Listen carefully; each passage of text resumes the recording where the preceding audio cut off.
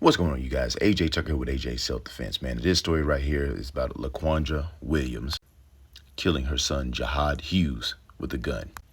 When I post these stories, I don't post these stories to speak ill about anybody. I'm not on here to say, oh, a mother killed her son, or man, that son must have did this or that. Now, initially, I did look at the story and think, oh, well, maybe he was attacking her, so she had to shoot him in self-defense. But it did not quite go down like that. Allegedly, the two, they get into it a lot as far as like going back and forth on different things.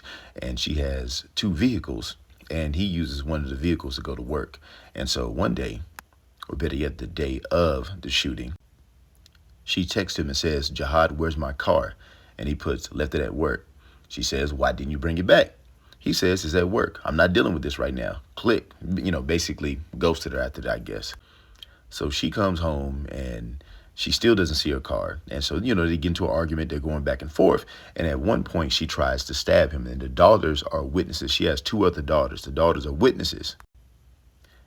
And he is the one, ultimately, that was able to get the knife out of her hands. So she immediately says, hey, I'm going to show you something. And she walks out the door. And everybody knows that she has a gun in her car. The daughters and the son knows that she has a gun. And so they lock the door. And the son is like, you know what? I'm going to get up out of here. And as he was trying to leave, she ends up shooting him. Now, I see some reports say that she shot him in the back. And then under interrogation, she says that he came out and she couldn't tell if he had a gun because she bought two guns for both of them, one for him, one for her, for safety and stuff. So she was telling the people that he was walking towards her and she didn't know if he had a gun or not. So she had to defend herself.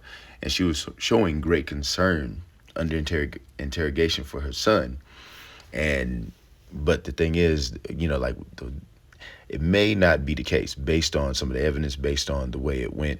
It may not be the case. For one, definitely what I see is a very strained relationship between mother and son. The son being around 20, 21 years old, trying to become a man, trying to figure things out. And then the mother, obviously taking care of two other kids and him essentially because he doesn't have his own car. That can be a very strained relationship. I'm not saying that she just did it out of spite. Maybe I don't know.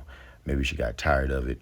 I don't know how it got to the point to where she shot him. It's somewhere in between self-defense and just being frustrated and having a blow up.